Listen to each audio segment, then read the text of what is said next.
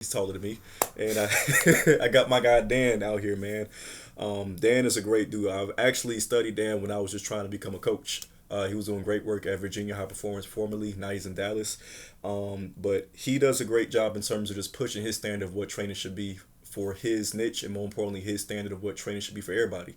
So Dan, just introduce yourself more to everybody, and your background, where you're from. Yeah, so I'm. It's cool that we're finally getting a chance to sit down and meet. We've been going back and forth for about a year now, so it's cool to get a chance to chop it up in person. But I spent about 6.5 years of Virginia Art Performance, working predominantly with the tactical military population, largely predicated on restoring injury and kind of maintaining performance while getting healthy type of deal. Yeah. So now going to Dallas, we're kind of standing up our own thing. And trying to kind of bring that same restoration model to an athletic performance. So, even though by trade or by title I'm a strength and conditioning coach, 90% of my work over the last decade has all been focused on injuries. So I think what I'm getting to now is recognizing the versatility to strength and conditioning, which is, so commonly perceived as being this very rigid and small box that you have to do these certain things for. And I just disagree with that. I think that there's a lot more, again, versatility to it and a lot of different ways that we can apply similar concepts to produce different results. Definitely agree with you. We talked about down in the first phone call down to Miami about there's a wider spectrum of the S&C environment that doesn't just have to be you just take people, put them on in the bar, or just time speeds, or just simply just try and chase numbers. We are in a continuum that shows the fundamentals of how these lifts can help us improve our athletes and our population. So in a sense, how can we get that model more, and I guess you could say broader, like we talked about before? So we think about it almost inherently through the lens of performance. Yeah. Right? And I would arbitrarily say that we've got a pretty good grip on that, right? And if we're going to, look at something to confirm that, I would say that if you go back and look at the NBA combine testing, you look at the NFL combine testing, you look at, a lot of the records that are being broken, we are clearly getting better at performance. For sure. Right? And it's, it's not to say, and I know, this, we're going to stay on the basketball theme, right? So we look at guys like Sean Kemp, Michael Jordan, even Muggsy Bogues, throw him in there, right? Dudes that were just jumping out of the gym. Derek Mason was another one. For 3, 4, 5 decades, right? 45 plus verts, right?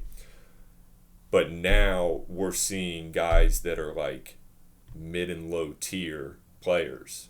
But they have that 40 jumping out of the gym. They can cover the court faster than anybody could in the 80s. The level of performance is truly impressive. It's accelerated to a tremendous degree. With that being said, if you look at the injury data, injury data is not compatible to that, right? And right now, the bulk of my focus and study has been in the NFL, so I can speak to quite a bit of the numbers there. But even without examining the data in basketball, we've seen much more presence of guys having difficulty sustaining the workload of the NBA. And Very the big true. talking point 2-3 years ago was the load management and the Kawhi Leonard. Can I cuss on here? I don't. Yeah, you All fucking right, can. Right. You can for sure cuss on here. But we saw the Kawhi Leonard saga, and it got everybody up in arms. But two things can be true at once. Where number one, I think people do undermine the workload and the demand physically that's involved at the NBA and the high level of college. An 82-game season is serious, man. Not to count playoffs as well. And not even counting the playoffs or playing for the Olympic team or doing all these other extraneous leagues and whatnot. So to get to the point, the injury statistics have continued to rise. While our performance has gotten better, we have not figured out the restorative side yet.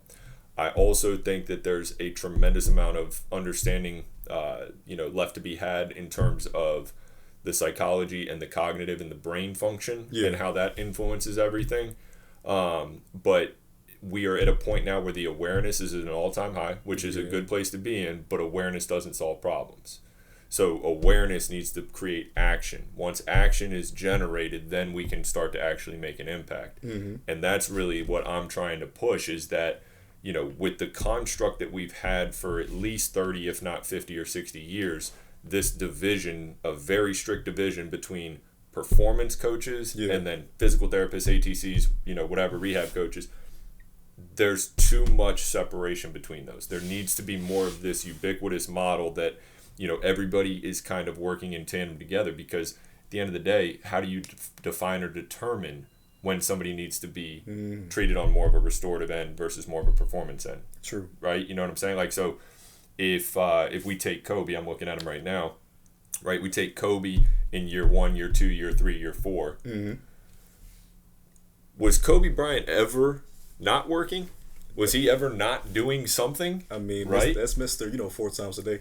So do we need to really emphasize the work? Performance programming for Kobe, or do we need to have some foresight and sit back and say, okay, we clearly have an all-time great talent. We have a guy who has, quite honestly, probably the greatest or second greatest work ethic of any, noteworthy superstar athlete ever. For sure. Why don't we get a jump on the restorative side? Immediately. Yeah. Right? And for him, this is actually interesting, right? Because for him, it would have been thousands of times more difficult to crack that psychology code than the applications code, right? The work would have had to have been on how do I convince him, this dude, to lock in with the restorative part of it, right? Telling him to pump his brakes. Yeah, that's tough, man. Yeah, but and he ended up obviously going on to do what he did, right? And he had a phenomenal, sense of durability in the fact that, really he didn't even have a real injury per se until year 12, 14. The Achilles. It was before. Didn't he have the shoulder before the Achilles? No. Achilles came, then the shoulder came after. So then it was really more closer to 16 or 17 years. Yeah. So it's a testament to his ability and his genetics without a doubt. Yep. But, again, circling it back, I think with where we're at right now, we just need to put a little bit more attention on that side, and we need to understand that this thing really isn't concrete, man. Like, there's a lot of room for interpretation, and that's what keeps me invested in it, because, if we had this shit all figured out, like, I'd have fucking... I'd have been done, man, because it's not... It becomes corporate real quick. You have to... If you're going to be a strength and conditioning coach or a practitioner in any sense... within the human performance umbrella, you have to have some level of immersion. You have to be absolutely invested in solving the problems. Yeah. Right? And that's existentially speaking, but it's also tangibly speaking, in that the one-off programming, like, you need to be able to enrich yourself, and that's the point that you're solving a specific problem for a specific person. Then in the more macro sense, you need to be observant enough and kind of have the wherewithal to understand and detect your niche and how that sits within a bigger picture or bigger industry, and how what you're developing can then influence the rest of the industry. Very and I think that's really what makes this shit fun. Yeah because you're really trying to, in a sense, create your own role. I've always looked at it as doing the work is the commitment to others. Doing the work is the commitment to self. Sharing the work is the responsibility to others. So in other words, I'm motivated by me. I'm selfish as fuck. I would love to sit here and say, I put all this time and effort in for the betterment of my athletes, and of course that's true to a degree. But at the end of the day, what motivates me? Get better. I want to be better. So more important than the person's 40-time vertical jump, Achilles injury, whatever, is me getting better. True. So I'm utilizing this relationship or this professional working relationship in that I'm going to provide my absolute best every single time, but I'm also trying to pull everything that I can from that situation so that I can then take it, learn it better, and then apply it for others. Because if one person has a problem, somebody else can have that problem. Right? And that can be everything as general from like a rotator cuff tear and Achilles tear to more, kind of nuanced or subtle things. In my world, it's been the MS and the cancers and the spinal pathologies. Like, I'm not going to have a ton of people in that class very often, but I've learned a ton of shit through those types of people or populations rather, that applies directly to sports performance. And I'll just give you a quick example on that. Empathy. Empathy. And genuinely trying to understand someone else's point of view and somebody else's day to day. When you have an amplified situation like somebody with terminal cancer, it's easy. You sit there and you're just like, I fucking have no idea how I would live with that. Yeah. So now you take it and you transpose it to a more mundane situation. I'm working with a group of 16-year-old basketball players, and dude who's usually the kind of clown of the group and the talkative one comes in. He's got his head down, hands in his pockets, and he's just kind of all over the place and anxious. And instead of me looking at that and going, man, what the fuck, man, get your shit together. Hey, what's going on? Take time. Something seems different today. Right? Well, girlfriend just broke up with me and blah, blah. People don't understand that a breakup for a 15-year-old is the most relatively traumatic thing that most kids are going to experience to that point. Very true. Right? So in a relative sense, it is no different in terms of the stress response or the emotional response for a 16-year-old to get dumped by a girlfriend after 2 months than it is for somebody at 40 to lose their job of 10 years, right out from under them. Exactly. Right? That stress is real. And we have this really fucked up paradigm right now of, trying to foster this military boot camp style of training and teaching discipline and mental toughness and blah, blah, blah. I think that's the biggest crock of shit on the planet. First of all, it's ineffective. So if it's not effective, it's not pragmatic. If it's not pragmatic, it's not for me. Second thing is if you can't fucking walk up a flight of stairs without getting out of breath and grabbing at your low back and knee, who the fuck are you to bully a kid into running for an hour and a half until he pukes? Yeah. We've got to have some understanding of parallel here.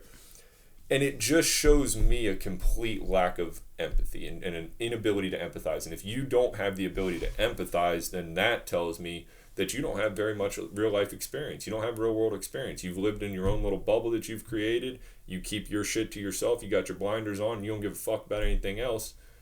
So then how am I going to bring you into a situation where I need structure and I need, coalescence and I need people to have synergy? Yeah.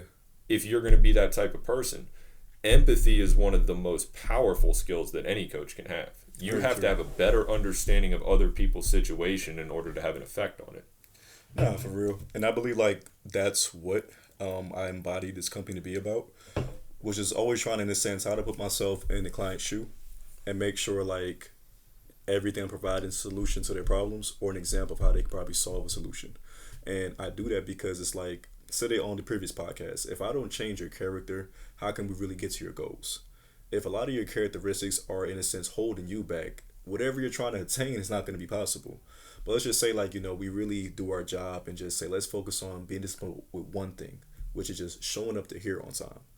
Let's just, in a sense, show up and do one thing right. It could be, if your form's not good, let's just get that better. If your footwork isn't good, let's just get that better. Let's just get one thing better at a time. Just to help them understand that they can really improve upon something and give them that confidence. And now say, hey, look at the 6 months you spent with me. Look how you improved so much. Take these things and go apply it to your life. I had one client named Justin, his goal was to put on, I believe, 20 pounds of muscle and also squat 4 or 5 in less than a year. So a lot of hypertrophy, strength, and power, in a sense, blocks going back and forth. And once he finally got there, he said it helps him pass his real estate exam because he said that by having the mental fortitude to always be consistent. So always go to the gym and go to my PT Hub and, type in the numbers and clock out and say I completed my workout. He said he started to take that and apply it to everything. He said, if I can be successful in this, I can be successful in other areas. And so... That's fantastic. Yeah. And so for me, it's I have all these, ideas of how I can improve the sports performance world, but from the foundation level, if I can't help you improve as a person, whatever we're trying to do is not going to work. And I've worked with a lot of kids in the post-grad world, and who you are off the court really is going to change everything else on the court. We had a kid, 6'7", 6'8" from Martinique with a 7'2" wingspan. He was unathletic. The coach didn't even start him. He was our tallest player. So I said, all right, I'll do a 2-day with him. I'll drive to the gym early, 5 o'clock, train him on a lot of strength plyometrics. And I said, give me 8 weeks and he'll be dunking. It was man, nah, forget about it. We're not going to start the kid. He just a goofball. We don't think nothing will happen to him. The kid said, Coach, I want to go, D1. I want to take care of my parents. We're poor. I just want to be a great player. I'm driving to the gym every morning from 4:30 to 5, 30 minute drive to the gym every morning at 5 o'clock, and we're just doing a lot of RDLs, a lot of hang pulls, go out to the court. We're doing a lot of, in a sense, sprints, just doing a lot of stuff in a manner that he's never been exposed to before because he's been taller than a lot of kids on this island. So all you have to do is just sit there, grab the ball, and push it out. So really pushing him to like really be a true rim running big, and eventually we started working our way outside the block to a lot of jab jumpers, reverse pivot shots, pump fake, put the ball down, dunk, a lot of things he was never exposed to.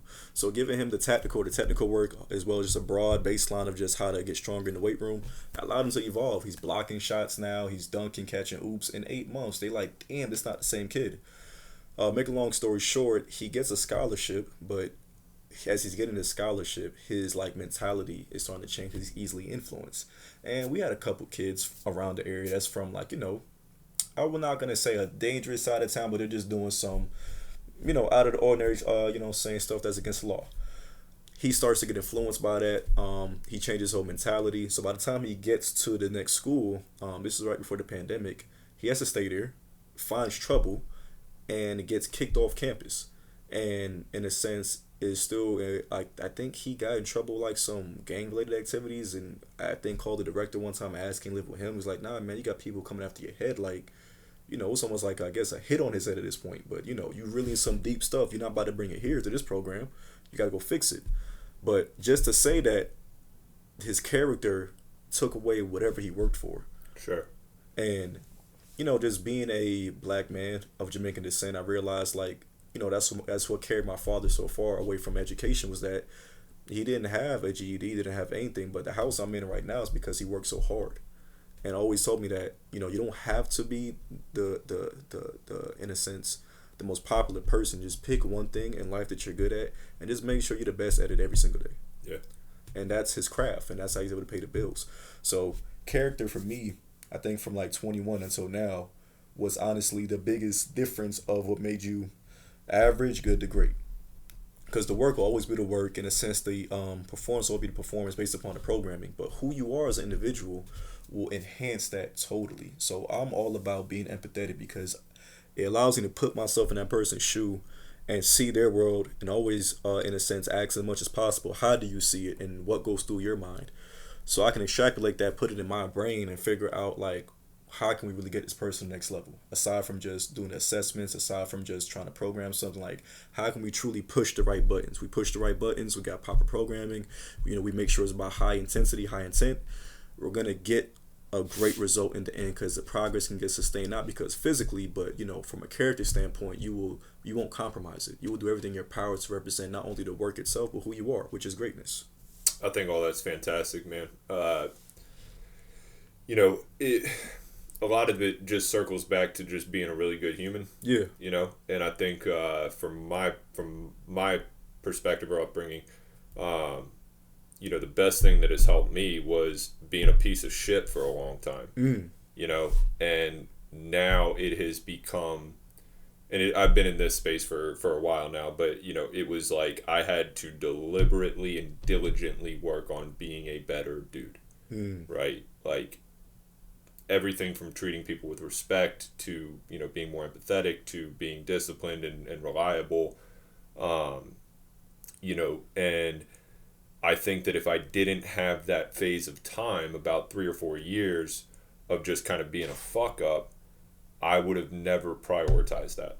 See what you're saying. Because there was no reference, right? And if you don't have undulation in your life, if you don't have a time point of either being a fuck up, or you lived in a different country, or you relocated schools and had to learn a new environment, like if you don't have those experiences, then everything just kind of becomes synthetic, right? Like I just am who I am, and every day is within kind of these margins. Here I have a little bit of room over here, a little bit of room over here, but I never really deviate beyond that.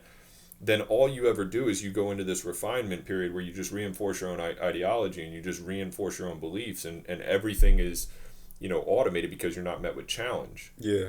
Right. So it's that anecdote there is a really good example of that, in that there has to be levels of confrontation and friction and challenge, and getting outside of whatever norm is for you so that you can continue to build this panel. Yeah. Right? And it's from a coaching perspective, Mm-hmm. right? It's weapons. Like Yeah. you are weaponizing your skill set by having a broader sense of understanding or experience with people, because you can then deliver or direct messages or instruction more precisely to different individuals, because you are able to kind of fluctuate up, fluctuate down. I need to be the hard ass with this person. I need to kind of pull back with this person. I need to be make sure I make eye contact with so and so, and then with this person. You know what I'm saying? So like it always is a continuing process. But I think that for me, was extremely important. And then you back that with, and this kind of goes more to the entrepreneurial side of it or whatever, but it's like, I'm not driven by money at all. I don't, frankly, I don't really give a fuck. But all I know is like, I know what it feels like to be broke. For sure. And I will not be broke again. I don't care about being rich. I'll never be broke again. But if I didn't have that experience, right, and if I had the contemporary conventional upbringing, and I did really well in school, and I had a trust fund, and my shit was taken, and then I had this, and man, I wouldn't be shit, man. Like you've got to kind of have some versatility to what you're doing in order to build something, For sure. Yeah, I agree with that point, because for me, it's like, I would say getting fired from a job that was already underpaying you, right? But getting fired from a job and, only having 3 clients to your name, and you quote unquote have a performance company, it's like, okay, you better fucking figure it out now while you're trying to get a new job. So you better use this performance company and go get clients. And it turned me into, I guess you can say, a better entrepreneur in that moment, because I could have easily just kept applying or do DoorDash or something, right? And just keep saying, oh, I'm going to slowly build this up. Mm-hmm. Nah, I just said, fucking, so somebody called me back, I'm going to just go balls to the wall. So I'm trying to figure out how to generate leads. I'm like, well, I need to go. I'm like, all right, let me talk like 10 people a week, random people. Let me land like at least 2 or 3 people, all of that out the week. Then I'm like, okay, cool, I'm landing people, I'm doing this. Now it's like, what's next? So now I'm just thinking about, how do I expand? Do I go talk to this team? Do I go talk to another group of people outside of my radius? I just got so obsessed with it, because it's like, I don't want to be penny pinching right now. I don't like this feeling. I don't like this feeling of knowing that like each week of me barely having like, 3 to 4 clients is only enough to just pay these main bills and have $20 left. It's a very sinking feeling, because you're always stressed, thinking like, what's next? Hopefully, this doesn't pop up, this doesn't pop up. I don't like that stress. It's very much, in a sense, what's the word I'm trying to say? I guess you can say it's very much annoying, to make a long story short, knowing that like I'm always running into this check to check problem. So I simply said, I'm going to build this up more, get more people, so I can live a more comfortable lifestyle. And once it got there, I was like, yeah, I'm never going to go back to this shit. For what? Like, why would I go back and experience that?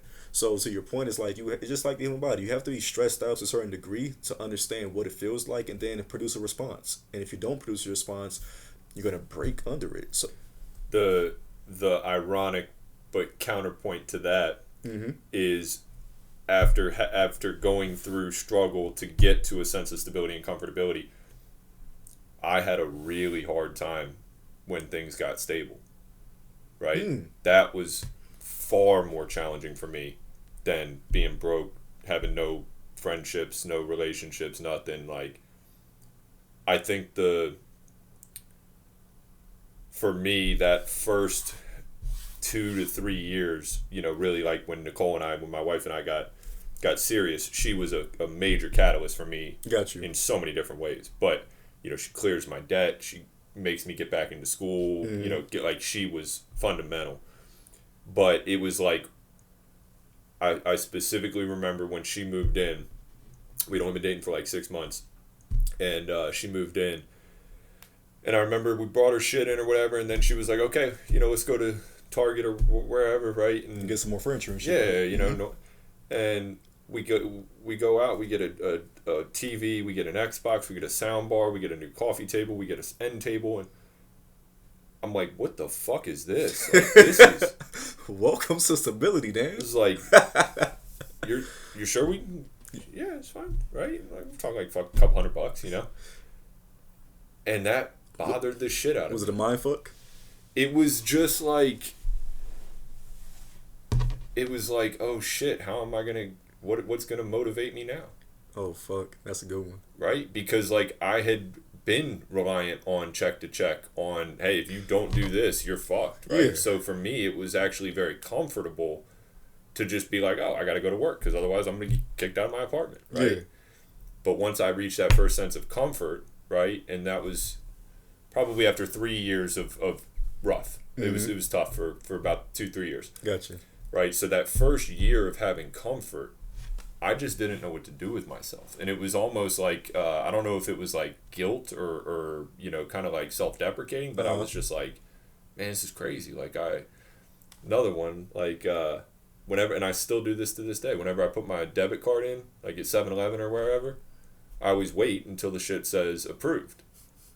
Chill. And I remember Chill, that's me. I remember when me and Nicole first got together, we were ringing out, and she starts turning to walk after the dude says that, and I'm like, don't do that. Where you going? Don't do that. We gotta make sure we got a green light, But it was just natural. That was just normal, right? And so for me, it was like, man, I almost needed to create some level of disturbia or some I see what you're saying. Some form of, like, in a sense, what to say, chaos, but something that something similar to that dysfunction. It is. It's controlled chaos. But then to get to the constructive part of this, after that phase, of whatever 3-4 years, I was able to kind of pivot it to just making unbelievably lofty goals. That became my chaos, right? Like, just put something way the fuck up there that you probably deep down really know isn't gonna happen, but that's now the fucking goal.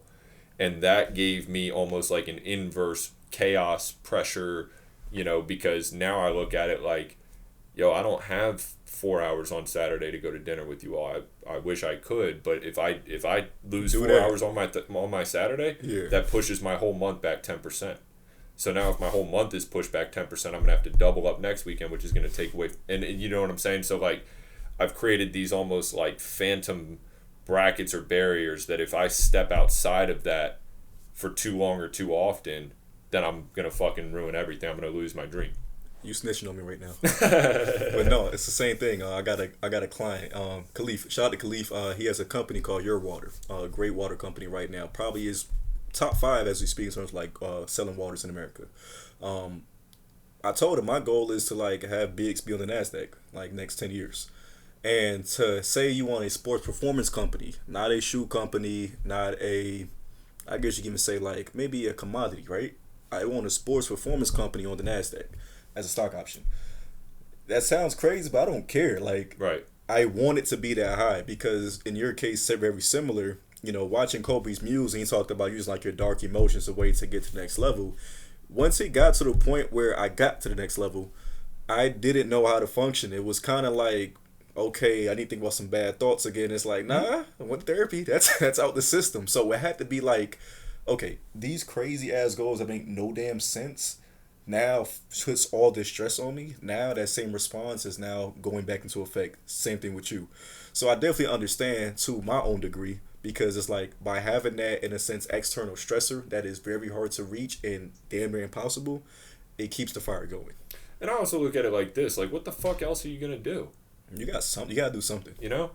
What else are you going to do? So, like, and people love to shit on the ambitious entrepreneurs, and I know it's weird to say, but it's almost like being an entrepreneur is like trendy right now, or within the last couple years. Fucking trendy is a great word. And people love to shit on that, but it's like, dude, you fucking sell mortgage insurance and you listen to 15 different bosses to tell you how to organize your day, and yeah, you may have a 401k and you may make good money or whatever, but I'm not fucking bending over to 6 different people and working a job that I hate so that I can just go home and express it with fucking finances. I mean, come on, man. Like, that to me is crazy. That is clinical level psychotic. Yeah. Right? And we'll take this into risk assumption, because that's been something that's been very present for me. I think we talked about this a little bit. But for everybody else, right? Like, I moved my wife, who was 6 months pregnant, across the country, stepped away from a 6-figure job, and had no job offer, no guarantee, nothing. Pretty much on a whim. Like, we top to bottom did this in about 4.5 weeks. And, and that's not this, I don't say that at all for praise or anything like that. But the point of it is that everybody that I spoke with was like, wow, that's really risky. Like, you guys have, $100,000 in your savings account because you got to be able to cover this and you need to have this much money in advance. And like, nah, not really. Like, we're just going to go find somewhere to work and go to work. Right. And simple. I never saw that as being fundamentally risky. What I see as being risky is being a yes man and being compliant to everything around you. And just saying that, hey, I'm going to do what I'm supposed to do. I'm going to check every box. I'm going to be a good employee, a good professional. And I'm just going to be here until something provokes me otherwise. And then all of a sudden you're 8, 10, 12 years into this, tenure with a business or maybe even in just a certain industry or profession. And then you wake up one day and you go, oh my God, I can't do anything else. That to me is risky. Because now you're forced into a corner. Now you have to continue that job that you don't really like or you may even hate. Got no choice. Because you are too far into it and you are literally too old to go do something else, right? You're 47, 48 years old. It's like you're not going to just restart something at that point. It's extraordinarily rare. So the risk assumption in my mind is this blind compliance where you're just like, hey, I'm doing a good job. I'm doing what I'm supposed to be doing. I'm consistent and I'm reliable. That's cool, man. But is this what you want to do for the rest of your life? Is this what you really want to dedicate all your time to? Yeah. Do you have any sort of aspirations for yourself? To each his own, man. It doesn't bother me either way, but to me that is the risk. Taking chances, meeting new people, taking on new opportunities, trying new things, trying the same things in different ways. Yeah, there's assumed risk with everything, but there's assumed risk for me to go get in this car and then drive across Atlanta, right? There's assumed risk in everything. So I think that we have kind of over-evaluated that sense of risk while ignoring the complacency, right? Yeah. That to me is the risk. It really is, because you got to think about the compounding effect of that. If you stick within this box, right?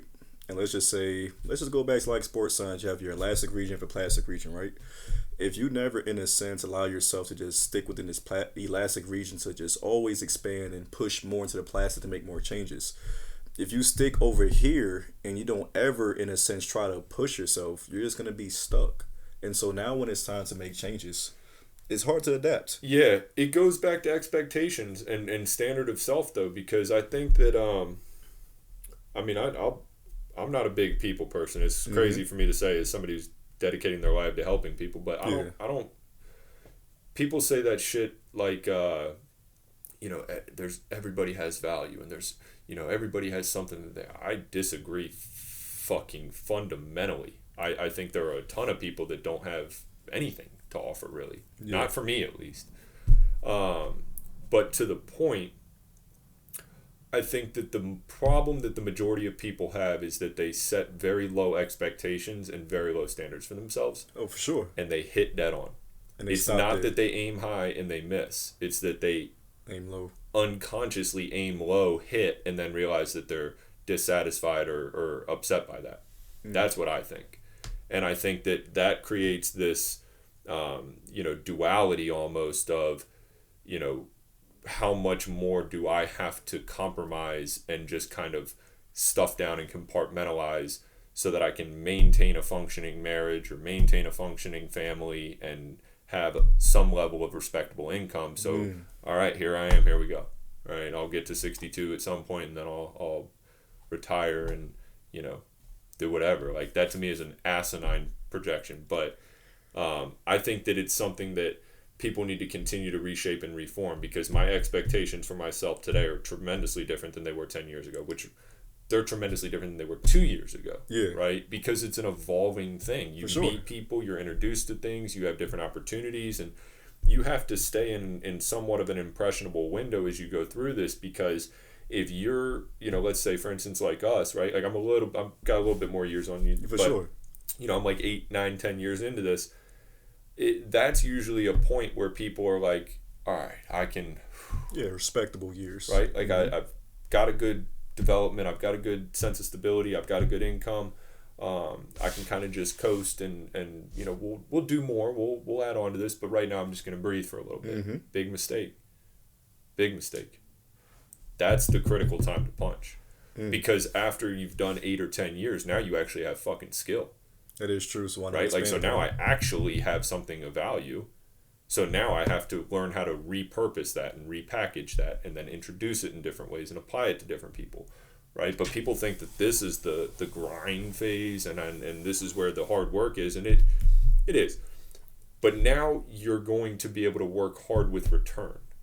Because those early years you bust your ass, but you still suck at everything. So you're still fumbling and you're still not really earning a high dollar wage because you don't have experience, and you know, so you burn and you burn and you burn, and then I think people get to that 7, 8, 9 year mark and they're like, all right, now we're good. Yeah, more return for your dollar. And that's the problem. That's when you got to push, because now you can actually change shit. Yeah, like you said earlier, instead of you having like, you know, being worth $1 a minute, now you're like worth $2 a minute. Yeah, and then that's what creates exponential growth and reach. Yeah. Right, because and it's not only that, like we can take this a different way too, where it's like, you know, I did about just over 15,000 hours at BHP. 15,000 hours. That's a lot of hours. It really is. Right? That's a lot of time. If we're going to stick to 10,000 as mastery, I've almost hit that 1.5 times, right? So that was a point where it was like, okay, now I can either hang my hat on this or I can fucking do something with it. Right? And that is, again, like the critical step is like, now make it into something. Don't just tell people you have experience, show people what experience created for you. So now we have things that are tangible, that actually help people, that are associated to your name or your brand, that introduces you to new people. You get an opportunity with this company, whatever. Right now we're starting to materialize something. And then I think it's probably, you know, I'll know when I get there, but I'll probably say the same shit at year 15 and year 20, right? Like, how are we reinventing now? What are we doing now? Because if it's done, then it's done. It's like a Steve Jobs approach. Yeah, and it's also kind of a Rick Rubin approach. True. Right? Everything is everything. It's always in motion. We're constantly... It's the glass egg theory, right? Like, we're just constantly doing this. We're shifting, we're oscillating, we're adjusting, we're trying to create some leverage, and we're just trying to keep things right where they are, right? So if you take your eyes off of that, or if you feel as if you have earned the ability to take your foot off of the pedal or take your eyes off of it, then you shouldn't have had it to begin with. I really mean that, because there's so many fucking people out there that are doing this at such a higher level than I am. So if they're right there and I'm right here, then that means I'm still on course, and that's exciting. Like that excites me, because if I felt like, especially at 30, 32, if I felt like I had made it or I was accomplished, well, then I didn't set out to do enough. I mean, that's simple, you know.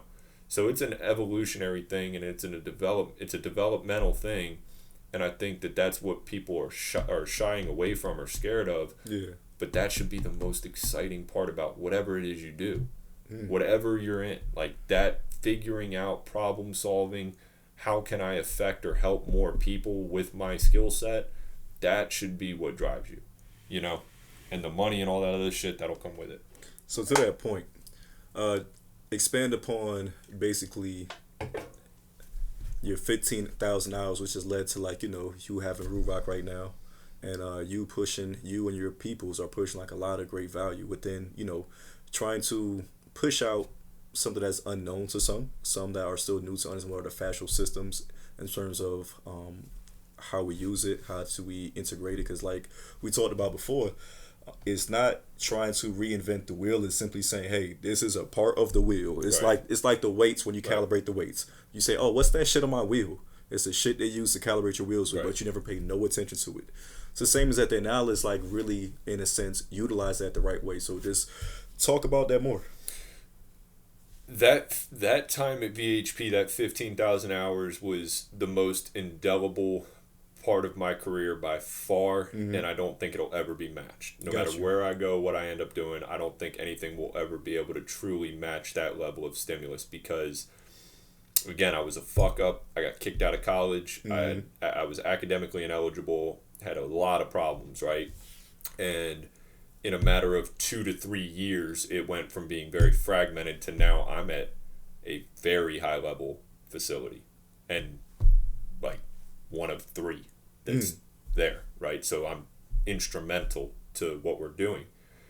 And the time that I had there was, and I didn't recognize all this until, somewhat after the fact, but like, it just was this iteration or demonstration of how I can utilize strength and conditioning principles to have a very broad effect, right? And there was so much more to it, right? There was so much gratitude. There was so much impressionability. I'm literally working with some of the most elite killers and people, and leaders is definitely the word that comes to mind the most in the entire history of the world, right? And like, I'm getting a first class education from these people. Like, that's an unbelievable opportunity. So I've taken all that stuff, but to the fundamental point here, getting an opportunity to see over the years how I can look at this in different ways and how I can apply it in different ways took something that I liked, being strength and conditioning. I liked it. I thought it was fun, thought it was cool, to now I don't know what my life would be without it. I don't know what the fuck else I would do. I'm not good at very much. I have no idea what I would do if I weren't doing this, because it is such a unique endeavor, and there's so much complexity to everything, and there's a very sensitive and delicate recipe, and there's different outcomes from the same inputs across different people. And why does that occur? And then how come there are some people that are genetically sensitive to putting on muscle mass while others are genetically sensitive to putting on fat mass? What are the effects of brain injury, and how does that transpose or transpire rather in the mechanical sense of the body? How does the metabolism in the endocrine system affect the muscular output? Like, I say this all the time, but this is literally the easiest or the most difficult job in the world. I could wake up every single day, make great money, never think an ounce about it, just go do it and be fine. This can be very easy, don't get me wrong. But once you get to the points where you're like, oh man, there's more. And that was what led to the fascial system. I didn't know what the fuck fascia was in 2013, 2014. I had no idea, right?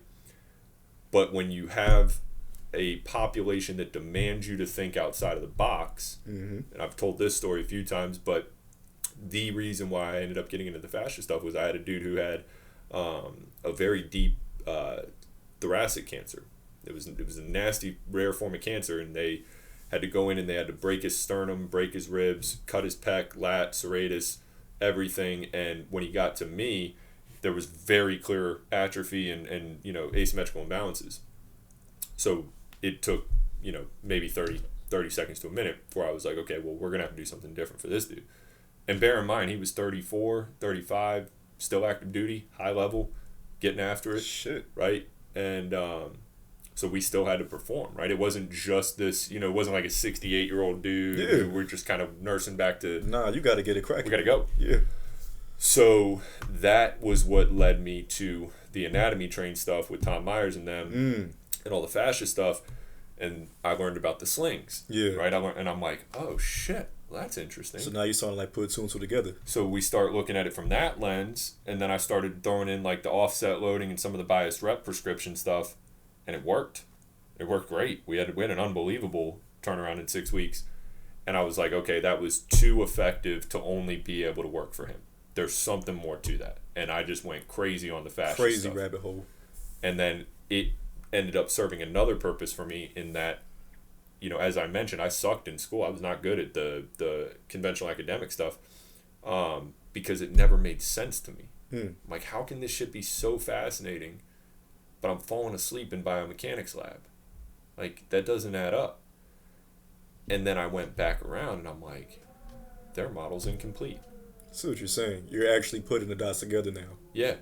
Their model's incomplete. And I will patently stand by that. And I know that rubs people the wrong way sometimes, but I'm not sitting here saying I'm some kind of fucking genius that figured out something and I'm going to debunk this entire system that's been in place for 50, 60, 70 years. It's not what I'm saying at all. What I'm saying is that Not very many people in conventional strength and conditioning get forced into the boxes that I was forced into at VHP. So it's never prompted them to think differently about the applications that they're applying. So because of that, we have reinforced and doubled down on the same set of shit, basically. And while we've been building that out, we've forgotten about all this out here. I see what you're saying. Right? And then now I'm just trying to kind of... You're trying to bring the perimeter back in. Squeeze them back in. Because just because now I'm, the fascia guy type of shit, right? I don't want to exclusively be recognized as that. Yeah. Because that would infer that I don't believe that biomechanics are a fundamental principle. That would infer that I don't believe that, or I, don't believe in, mechanical tensioning of the musculoskeletal systems, right?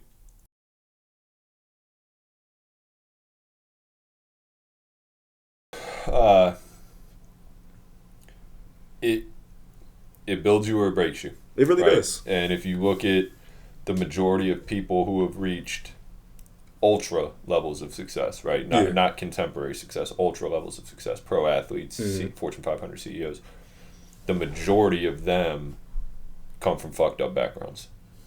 For sure. Because it goes back to kind of what we started with, where it's like, I'm either going to make it, or I'm going to be dead, or I'm going to be in jail, or I'm going to be whatever, right? So I don't really have much of a choice. And for some people, and this is a really fascinating thing to analyze, but for some people, that pressure that whether it's being impoverished or whether it's being a drug addict or an alcoholic or whatever, right? Like, there's so much opportunity if you can get to the other side of that.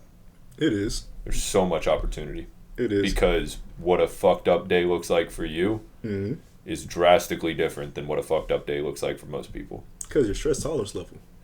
Yeah, because, and like, I forget who it was, but I was listening to, some NFL linebacker talking about, boiling water for bathwater, right? Oh, bro. And he was that's my mom's their people do in Jamaica. Like, that's the hot water. And he was like, I was 6. I didn't know kids took a bath, and I didn't know there was a thing that turned it hot. Yeah. Yeah, you just go get a big pot. He was like, yeah, just and boiled it. We just knew that this was how we took a bath, right? So that was really interesting for me because it reinforces the importance of relativity, and it reinforces the kind of the paradox of happiness, right? Yeah. Because, and he specifically stated this, he was like, we were very happy. He was like, looking back now, it's fucking wild. He was like, but we were very happy. There was no complaints. Why? Well, because there was no reference. They didn't take trips to Disneyland. They didn't, you didn't have those luxuries, those affordances, right? Yeah, so it was comparison. So the happiness was cultivated from a very intrinsic place, and it was a very genuine sense of happiness, right? And I can to an extent, I've never been in that situation, but to an extent, I can relate to that. And, and I think that that's what creates or prompts, people who were raised in more comforting and protected environments, their inability to be adaptable. Fucking adaptable. Yeah, trust me, I've seen them. Or worth a shit.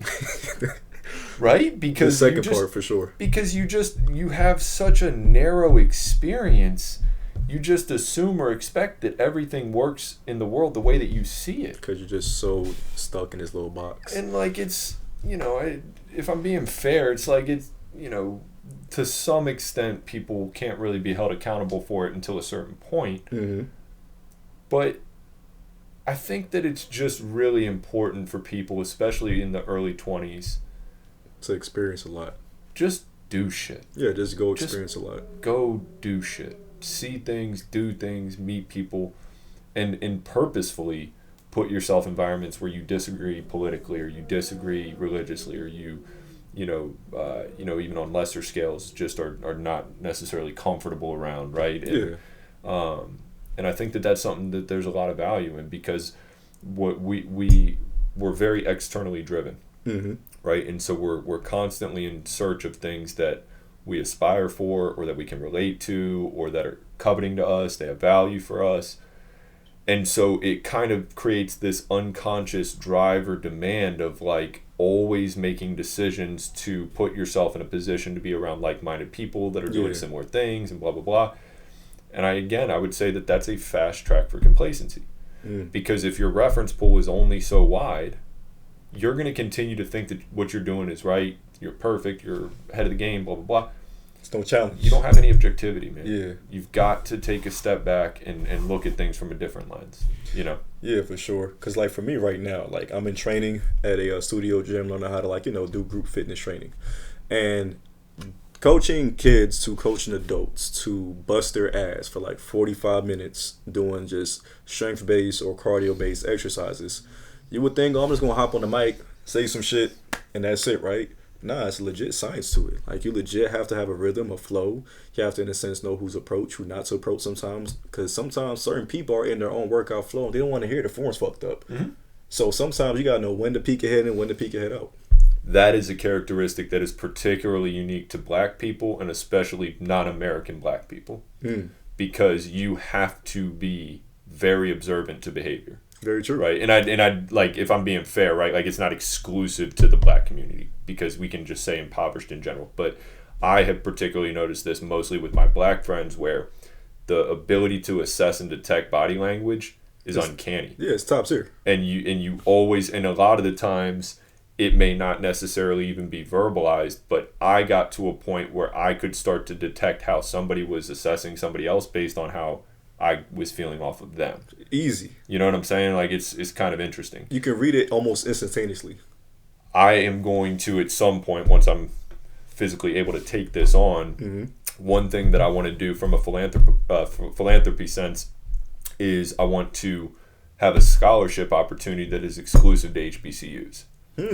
The reason why is because it bothers me that there isn't a stronger black presence in strength and conditioning, and the majority of the ones that are just former athletes who converted to the strength and conditioning side. And I think that there needs to be a little bit more of an incentive from a developmental sense, but that's a conversation for another time. For sure. But the point is that I think that those types of traits and characteristics, right, are needed in the community. Bro, think about how they translate to coaching, right? How somebody feels when they walk through the door.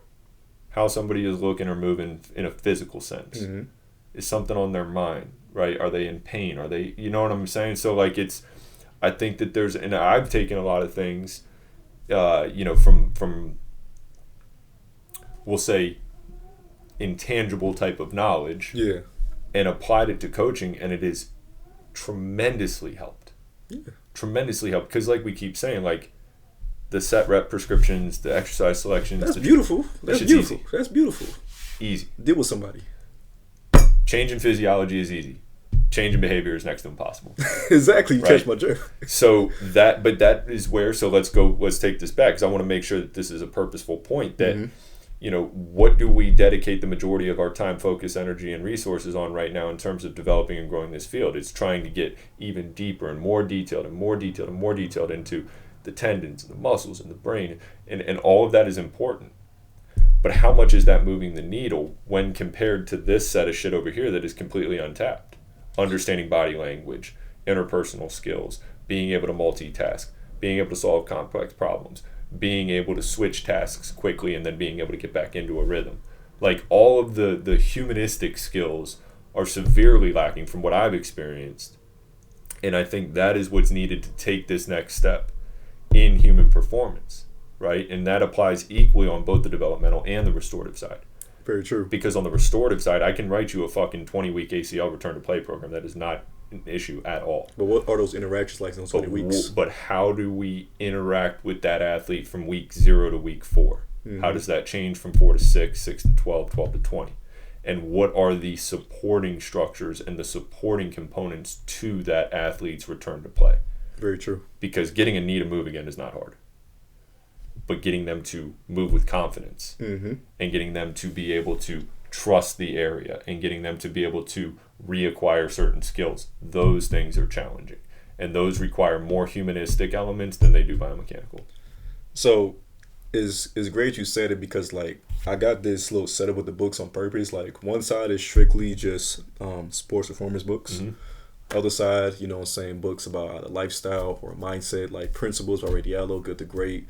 It's just even a book about the elegant universe. It's a quantum physics book that talks about the different dimensions of the world and stuff like that. And if you actually read like the first 20 pages, you know how in school they show you how you have the fascicles of the muscle, then you got the perimysium, then it goes to like, the actual muscle, then the muscle attaches to fascia, then that becomes a whole muscle unit. You have atoms, then you have something smaller that was called quarks, and those quarks in a sense, combine each other to make the atom.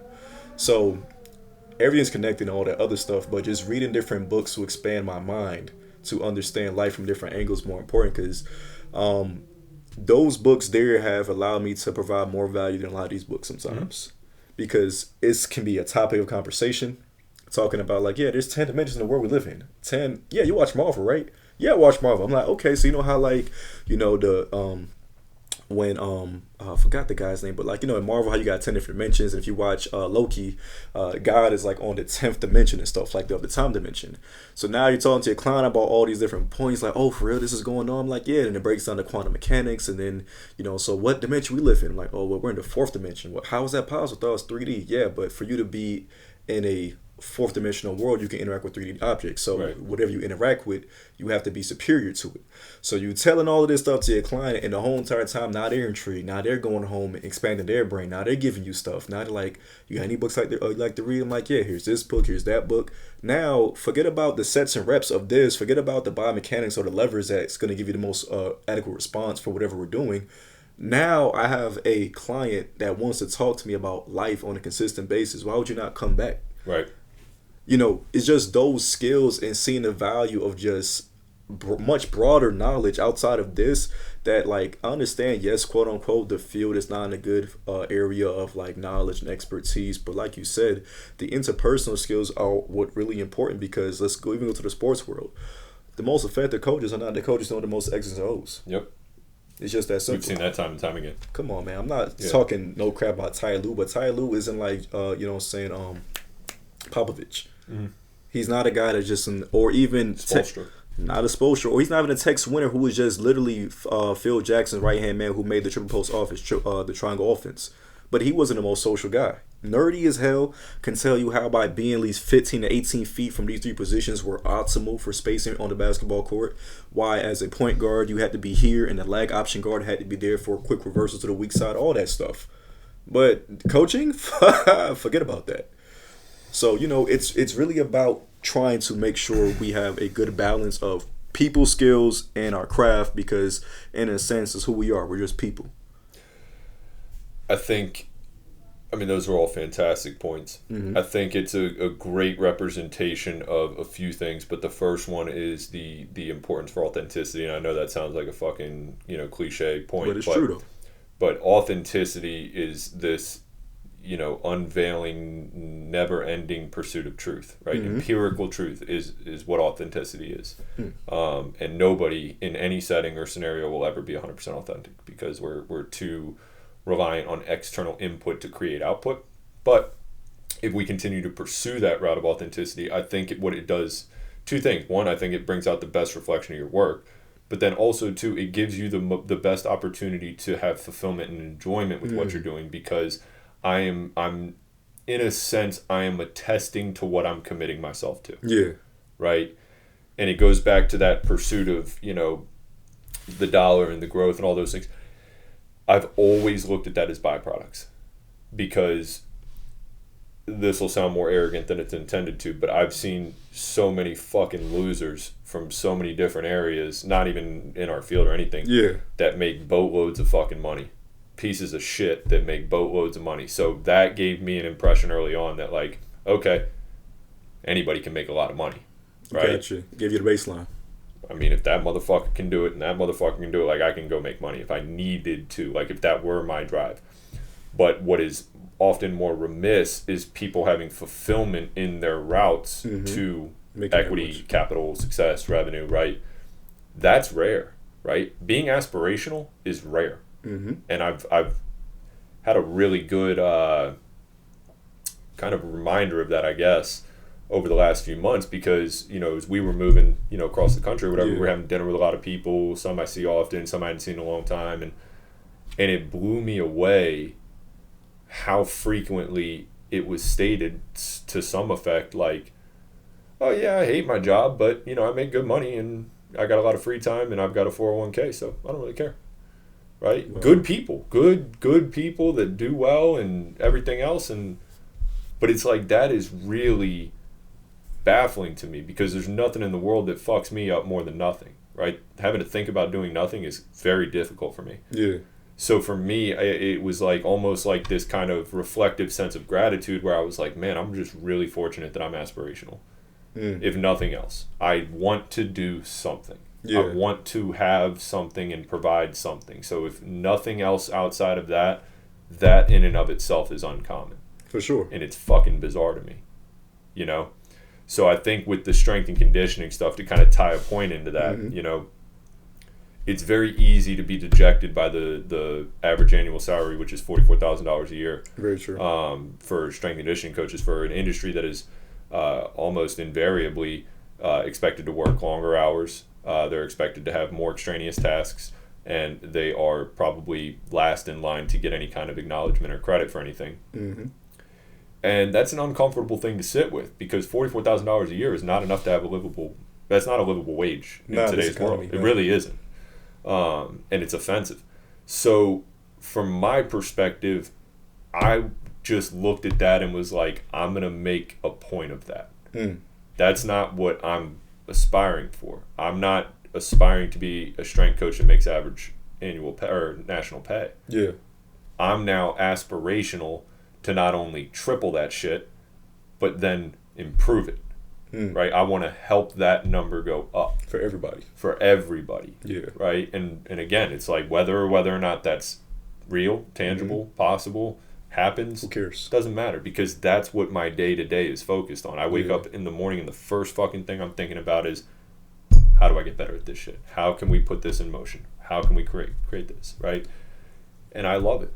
Same here. I was talking with my guy earlier today. We were talking about work-life balance, right? Mm-hmm. It's like the most virtue signaling of our era right now. Like trying to find that balance. You can't work because there's work-life balance and family is always going to trump work and no shit. I just had a daughter a week ago, right? But I still am in Atlanta, right, for a 1.5 day event to link up with you and link up with my guy, right? And for most people, they're like, oh my God, well, you just had a newborn. I understand.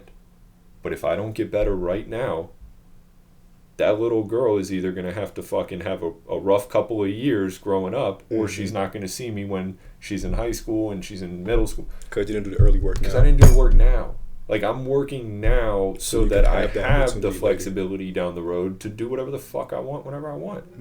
And my intention is that I'm going to be at every single sporting event that she gets into, or whatever it is she gets into. I'm going to be there to support that and, and spend as much quality time as I can. But if I don't satisfy what I need now to be able to provide that, then we're both miserable. Because I have to look at her as being not taken care for and underprovided. And now that beats you up. And then I have to go back and think about all the shit that I didn't do, and now I have to do these things just to make ends meet. And look, everything is symbiotic. My work is my life is my work. It is a component to what I do. It is a priority for what we have put together. It's a very, very, very delicate thing for us because we are entrepreneurs. Yeah. Right? I don't just work for this company and like I show up to their shit and then I go home. Like I can understand having that mentality in that setting. But in this setting, it's like, man, every breath I take has to contribute to what I'm trying to build. And that to me is fantastic. Yeah. Rhea and Shoe Dog finishing up right now. Phil Knight said a pretty great point. He said in the earliest years of Blue Ribbon, when he was building the company up, and he eventually let go of his apartment, started living inside the commercial space of the building. And then he also said this, he was like, it got to the point where if the company had to improve, work just had to be play. And I understood what he meant by that. Yeah. And it's not to say that every day's fucking sunshine and rainbows, and it's not to say that everything is necessarily fun. But once again, I come back to the same point, and it's like, what the fuck else are we gonna do? Exactly. You know, what else are you gonna do? So do shit that you like, do shit that you're good at, do shit that can provide value for others, and then get really, really good. Really. Just get really, really good. Yeah, because in the end, it go back to the bracket we talked about earlier before we started the podcast. It's about putting in those 10 years and then classifying yourself as a specialist, and then it's like, just an investment principle. If you put $1 in and you get $1 out, you're not going to get anything, right? Right. But eventually, let's just say like you put $1 in and this stock has like a 20% return every year. That's what happens when you work in your craft. It gets to a point where like for each minute you put in, now you're getting more out of it. But like you said, if we get to the point where we mastered it and we get comfortable, it's kind of like pulling out this stock early before we actually reach a type of maturity point. Yeah, no, that's a perfect way of looking at it. And there's a lot that goes into this, but it goes back to expectation, level of standard, self-perception, how capable am I? And this is the athlete in me. There's nothing that I'm not capable of. Of course. I will be good at whatever I dedicate myself to. I understand at the same time that is unequivocally not true, right? But it's a level of defiance that athletes have, yeah, right? And so the athlete side of me, right? I had this palpable fear at 13, 14 years old that I was just going to be known as the white guy that shoots threes, right? The corner three guy, right? So the white Bruce Bowen. At least I didn't think I was the GPA guy. At least I didn't have that role. But I was like, man, I don't want to be the white shooter. Yeah. I don't. So I just started, I bought jump soles and I lived in them. And I did every day I did that fucking workout, 100 backboard taps and then fucking bounding up, right? And I ended up being like a slasher and fucking punching on people. And like, I wanted to be everything that they thought I wanted to be everything other than what they thought that I was. Gotcha. Right? And so now I guess I've taken that in a little bit of a similar sentiment now, where it's like, don't try to define me as a strength coach. That just happens to be the occupation that I get into. For sure. Because we can talk about fucking all different types of shit and how, pertaining to the human body or otherwise, because I'm just trying to develop an eclectic skill set that influences people and that helps people. I just happen to be a strength and conditioning coach. You know what I'm saying? Mm-hmm. And that part is cool. Nah, that's dope as shit. And time to I'll start to slowly round it off so you can go back doing your schedule. Who has been like your biggest influence as a strength coach?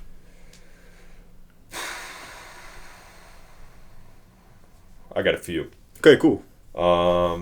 In my former year, like in my early years, I developed everything I know from Mike Boyle, Eric Cressy, Joe DeFranco,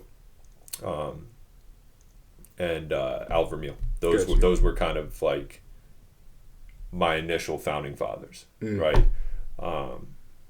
As of late, I've drawn inspiration from a little bit of a wider, type of person, but Stu McMillan and really everybody at Altus, Dan Pfaff and Andreas and them, in my mind, are the gold standard for how this shit should be done. Gotcha. I really, really like the way that they go about all of the technical stuff, but I think that the way in which they carry themselves and the way in which they represent this industry is the way it should be done. Nice. I've had a tremendous opportunity to get involved with the kind of the fascial community and the kind of the anatomy trains community. So Tom Myers is somebody who's I covet his way of thinking. Gotcha. His free-flowing, kind of hippie-ish, maybe we don't fucking know anything. Maybe this is a simulation. I've kind of adopted that. Yeah. And then Alan Watts, who's I love Alan Watts. There you go. Yeah. Alan Watts is probably my closest form of a religion. And Rick Rubin and Dr. Dre. Those are kind of my big three, right? And I said it a couple of years ago, but I've always been on the path of I want to be the Dr. Dre of strength and conditioning. Yeah, you always told me that. Yeah. And I've just always the way that he is so obsessive and constantly in pursuit of better, do it again. it was the first person that I heard of, or that I heard it from, where it like reinforced what I believed, right? Like, do it again, do it again, do it again, do it again, right? Fucking, we got to make 300 free throws today. We have to make 300 free throws. Exactly. And a lot of people will detest that and be like, it's too much, and you don't have to. Nah, man, like it. When the human mind has some limit, why should I? Go, go, go, go, go. Yeah. Right, and then you see the way that he has kind of evolved, really, from being just a DJ or just a strength coach to being a label executive and being a producer, and now he's getting into headphones, and now he's getting into the Apple space, and now he's doing this, and like, because he could have just been a DJ, right? But it matriculated, and I think that for my sake, it's a very similar parallel, where I'm like, I don't want to just be reduced to that. I want to do more. I want to be the reason that somebody else is found. I want to find an Eminem. Like, I want to continue to try to build out these relationships so that I can continue to grow exponentially. It's not just about me. You know what I'm saying? And that's been very influential for me. No, it's crazy you say like just being a strength coach. So like my first ever like job within basketball was the video. Same camera right there. Video guy. So a lot of my jobs like, hey, can you come to this term record? Can you come do this? Like for a good little minute from I say 2018 to 2020, I was just known as like the video dude. Now as I slowly migrated off, it was like, oh, what you do? I'm like, well, I'm coaching basketball more, into more skill development. Okay, cool. That's cute or whatever, but like, can you come do some videos? And for me, the videos helped me get started because I built a lot of relationships from it. And then not only that, but it gave me a skill. Like what I'm doing right now is because of the videos, from the editing to the sound to the concept to even creating content. In the pandemic, me and my guy Coach Harper was like, it's the best time to just drop content. The YouTube page is okay, but I was like, look, let's just flood the YouTube page full of a whole bunch of like, basketball related stuff. So we did like a lot of just videos breaking down fundamental stuff, how to come off a pin down screen, a flare screen, how to properly, in a sense, curl to the basket, just a lot of different fundamentals about some people don't cover enough of in our own in-depth breakdown and providing workouts for it. We did Zoom workouts as well on the Zoom. We even did like interviews called Quick Take. Quick Take was just, I guess in a sense, a podcast, but we were just literally sitting down with people that we were training and just for like maybe 10 to 15 minutes interviewing about who they are, what they do. Cause we figured out like, we are having an influx of mad people now since the COVID rules are starting to like calm down a little bit. And we're like, we got like 20 people in the gym. We might as well just like make content. Like I was just so obsessed about the content before like, school picked up, but I was just so obsessed about content. Make a long story short, like the page back then was like around before I get my degree at Georgia State. Then I was like, okay, cool. Well, like, how can I relate this back to basketball? Yes, be a strength coach, but like, how can I add value to these guys in a way that's just unique? And it was 2020 towards the end. I get a job, leave the golf course, I go to Redline Athletics, and I'm just in the gym and I'm just like dribbling the ball. And the court was kind of like closed off. We had another trainer. He like would put a lock on the goddamn net on some weird shit. So couldn't shoot. So I started like dribbling over there by the turf side. And I was like, I wonder if I can like improve upon basketball footwork on the turf. Because I realized every other sport has like footwork drills. Soccer, baseball, football, everything has like footwork drills to get athletes better for whatever the demands are for the sport. But when I realized with basketball, the only time we got footwork drills is like maybe we pull a random ass ladder route and do icky shuffle for no fucking reason. So I was like, damn, we really don't got nothing. Like we really don't have nothing. So I was just watching it and I was just trying to figure out like what are different footwork patterns in basketball. And I'm writing on all these moves. I'm like, this is a fucking fat list of moves. Then it got to the point where like, oh no, wait, no. That's the same footwork. Like a between the legs dribble, behind the back, and a sham guy, it's the same footwork setup. And in and out in the misdirection cross, oh, that's the same footwork setup. A crossover, different cadence or different ball handle manipulation. And so I realized like, oh, it's like only 8 different ways you can move your feet on the court. Then I realized like, okay, well, how's it being occurred? Oh, the foot up. So just studying like inside edge, outside edge, seeing how that works. How does like connected chains? How does like simply just using the inside edge of your foot cause the rest of the body to shift up like that? Then I started to focus on thoracic rotation, like how improving thoracic mobility and stability can actually like add more, in a sense, force for you transferring that ball in your crossovers. Make sure you're in the right position sometimes. I just got obsessed about trying to simply add value. And it kept going and kept going to the point where it's like you put something inside the system and the input is whatever it wanted to be, but the system itself is just an obsession to get better. And whatever you put in that system, the output's going to be great. So it's similar to your story, just a different parallel, but I definitely can understand because in the end, it was never about trying to be something of, being great or whatever it is. Like deep down, yes, I care about that, but in the moment, it's like, yo, how do I get this better? Like literally, how can I just get like from point A to point B? Yeah. And I believe that's the most fulfilling part. It's like legit think about it, try it, obsess, lose sleep, sometimes lose meals, and when it finally comes to like full conception, it's like, damn, I can die happy right now. Sure. Yeah. I mean, but you also when you have consistency in this sense, Yeah, that is the way to creating equity.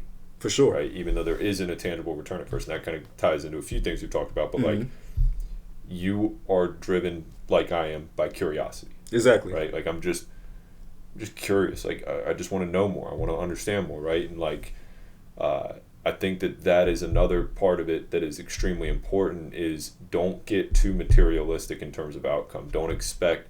I hate it actually when people expect return on self-investment or personal investment. Like you should be investing in yourself because you want to or because you need to, not because it's going to give you something out of it. Right? Like I do a favor for a friend. I go help a friend move so that in 2 years when I move, I can give them a call. Like that is an investment or an exchange situation. But for your own sake and for studying what you do, there doesn't need to be an immediate return on that. The more you put into it, the bigger that long-term payout or return ends up being. Yeah. And that has to be driven by curiosity, not outcome. Oh, for sure. Yeah. Well, we talked about a lot. Great conversation. Not gonna hold you too long. I know you got a very tight schedule. This is my guy Dan. This is episode I think 16. I'll figure it out. But of the BXP Pod. Thank you guys for listening. And my guy, thank you for coming to the house. Appreciate you, brother. Always.